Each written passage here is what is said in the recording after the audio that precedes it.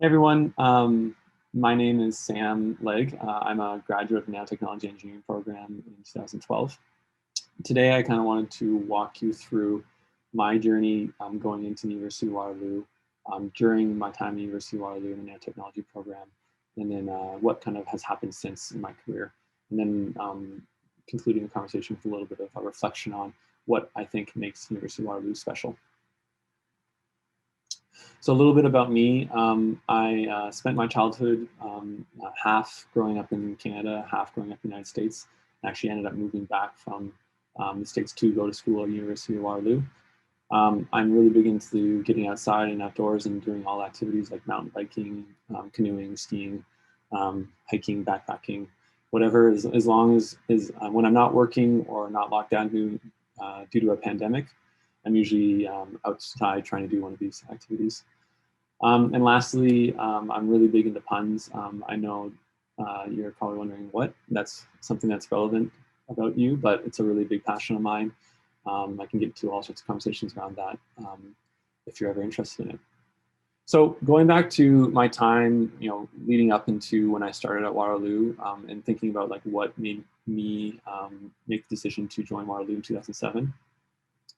Number one, Waterloo engineers were everywhere at the time. Anywhere that I was looking in terms of like, interesting companies that I cared about or interesting research projects that I would thought were really relevant or interesting.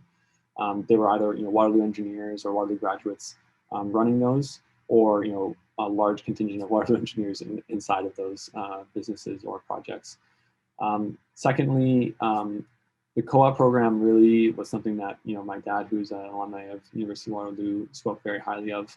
And he told me about how important it was to his career. But when I looked into it in 2007, and I'm sure it's the case, if not more today, the co-op program was really unmatched in its scale, really in North America and probably in the world. And I thought that was something that I really could take advantage of during my time in engineering. And lastly, specifically related to my interest in nanotechnology and science and engineering, the University of Waterloo had some really ambitious plans in quantum computing and nanotechnology research and education, and they've been manifested in more ways than one. But this is just the building on the right-hand side, which is the Quantum Nano Center, which houses both the nano program as well as a lot of amazing research going on in these spaces. So it was also just like very obvious that this was a school that was right for me when it came to digging my teeth into the this frontier of technology. So thinking about my time at Waterloo, I'm going to just take you through like a timeline of the next couple of years, talk to you about my co-op experiences and some of the career decisions that I made through those experiences. So first year engineering in 2007, I went from the top of my class in high school to probably the middle of the class or bottom of the class in my nanotechnology engineering program, just because of how many smart and talented people there were in that class. And in my first really meaningful co-op experience in 2009, I went down to the University of Utah. They had a new federally funded Nano Institute that was doing some really interesting specific research on rapid detection of anthrax and other biohazard agents like it. But specifically, a lot of the work was related to rapid detection of anthrax. And in those first 4 months, I really was just learning how to be a research assistant and an engineering research assistant too, right? Not just a science research assistant, but an engineering research assistant in that group. But by the time I was done and back at school, I was already collaborating with the people who I had worked with there on a paper, and ended up being more than just one that went to publication. And I really felt like I'd found an area or a process, which was the research process that I really cared about. So I decided to go back to that same group for 2 more co-ops in 2010. And really this gave me the opportunity to just like get a lot deeper into the research and spend a little bit less time learning about the process and a lot more time doing and executing and analyzing data and helping the research scientists there achieve their research goals and write more papers. And so really enjoyed that experience. And then I came back to school in 2010 after those two co-ops, and ended up having the fortune of joining the Velocity Incubator, which at the time was basically just a residence on campus where you'd spend 4 months living just like a regular on-campus residence, but you'd be put through a set of programming and resources and mentors related to trying to figure out how to start a business, specifically a tech-focused business. And so ended up also through that process and through probably the most difficult term in my engineering career, and time in engineering, co-founding a business with two other people. And we spent 4 months and a lot more time after that trying to get this company off the ground in any way we could. And then, even though I was working an engineering student and working on this business in whatever time I had left, I still had to go back and do 2 more co-ops, which for me was awesome because, I had spent my early co-ops at University of Utah in the Nano Institute, and I wanted to, get a different sense for a different type of research. And so I ended up joining the McMaster University Cancer Research Center, doing work on understanding the origins of asthma and dust allergies and peanut allergies. And this was 8 months spent there as well. And really, throughout my childhood and leading into my late time in high school and early time in university, I was really dead set on doing my PhD after engineering and really getting into the deep hard science and engineering research. But through this actual last set of co-ops, I started to kind of be a little bit more aware of, because I had the comfort of knowing I was good enough at research and I knew what I was doing enough that I could kind of observe the rest of the process.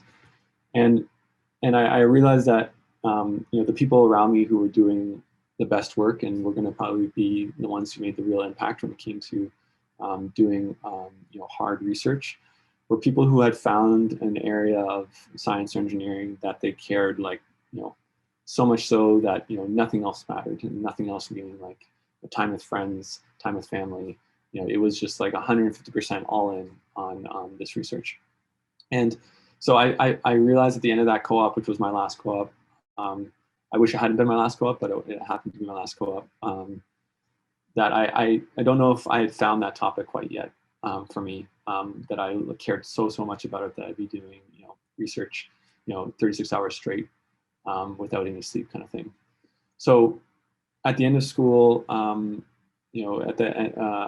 graduated, and I was lucky enough to have worked on a 4-3 design project that was, specific to nanotechnology and the research that I had been involved in over my course of my co-ops. And we had found this really interesting business opportunity by providing like really low cost diagnostic tools in more consumer ready applications. So the end result was basically something where we were trying to integrate a blood glucose monitor for diabetics into a smartphone case, so that they could carry both of those things together instead of having 2 separate devices. And so, me and partners co-founded that business after I closed down the previous business that I'd spoke of, and really went full-time all in on this business. And so, nanotechnology program set me up really interestingly for this. It was a very broad scope in terms of, we looked at chemistry, biology, electrical engineering, and several other fields. And this field, getting into the diagnostics field, really was a synthesis of a lot of those different areas, while also kind of combining the learnings and passion that I found in that Velocity Incubator of starting a own business and really building something from the ground up. So in 2012, we started that, and in the process of 2012-13, we were raising money and capital to fund that company, and hire more engineers, and spend more money on research and development and manufacturing. Through a series of mistakes that we made, in 2014, we had to actually close the business down, and that journey came to a close. And there I was 2 years after graduating, with no job, debt from the business that we had poured money into, or as much as we had into. And so I took that time to look at, what's next for me in my career. This is very similar period that I was in like the middle phases of my co-op in school. Was like, what am I want to do next? What am I going to be most impactful doing? And what ended up happening is the best fit for me at the time was joining a non-for-profit called Communitech in 2014, which is just based down the street from the University of Waterloo. Communitech is basically the hub and the glue that ties together the startup ecosystem in Kitchener-Waterloo, as well as a large portion of startup activity in Toronto as well and across Canada.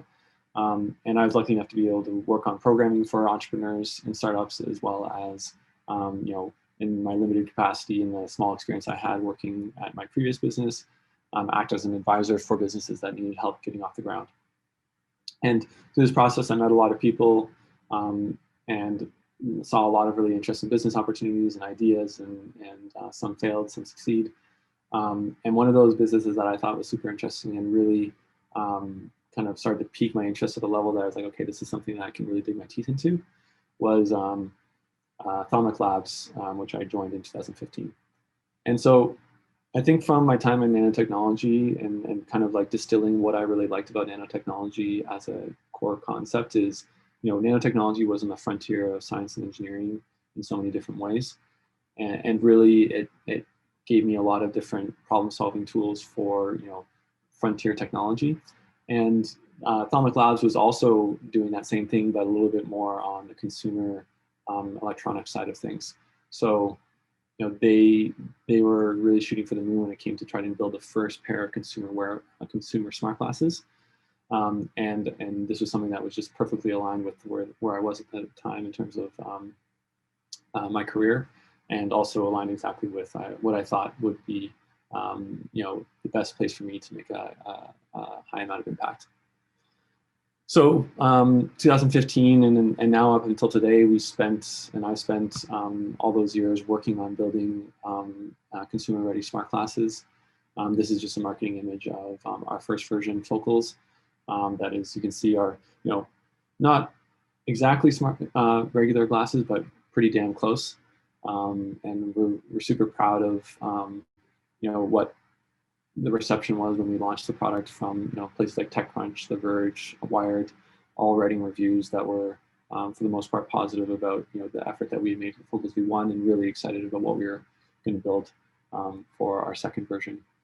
And the story, so to speak, kind of ends with North, which was the new brand for Alumnus Labs, being purchased by Google around 9 months ago. So I, with many of our team, joined the Google AR VR team, and we now work out of the Kitchener Google Canada office, and work closely with a lot of teammates down in San Francisco and the Valley. So that's kind of the end of my career as it is to today. Obviously, my career is not over. I got a lot more to do.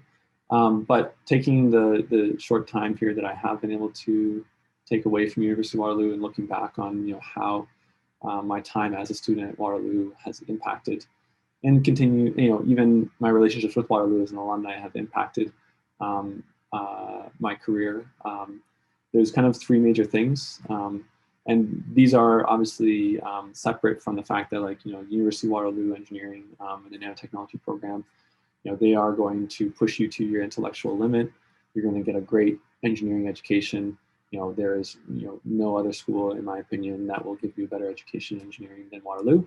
But if you think about, okay, what's on top of that, these are the three things that stand out to me. So number one, University of Waterloo, with things like the Velocity program, as well as all sorts of other different programming that they have inside the university, as well as the fact that it is in Kitchener-Waterloo itself, is just truly a unique place for building startups. On the right is an infographic pulled from the Velocity Incubator in 2019 about the $1 billion in funding that just the companies that have been sent through the Velocity program have been able to raise in the last, since the inception of the program.